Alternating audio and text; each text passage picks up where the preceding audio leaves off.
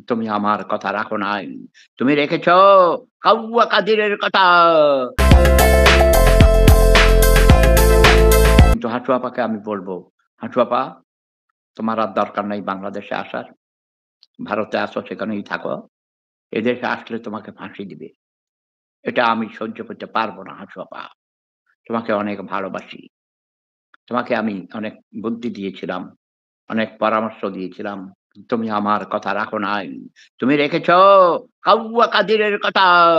তুমি রেখেছ আলতু-ফালতু লোকদের কথা। তারা তোমার বন্ধু ছিল না। তারা তোমার শত্রু ছিল।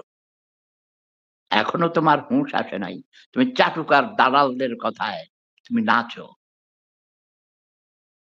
আবুল হাসনাত মিল্টন এক দালাল, চাটুকার। তোমার নাম ভাঙাইয়া কোটি, কোটি টাকা বানাইছে।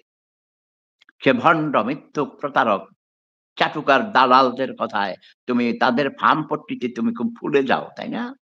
তোমারে বাতাস দিলে তুমি ফুলো হাঁটু আপা। তোমার বাপেও বাতাস দিলে ফুলে যেত।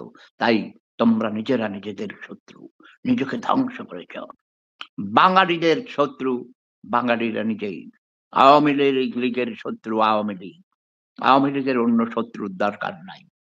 ঠিক আছে?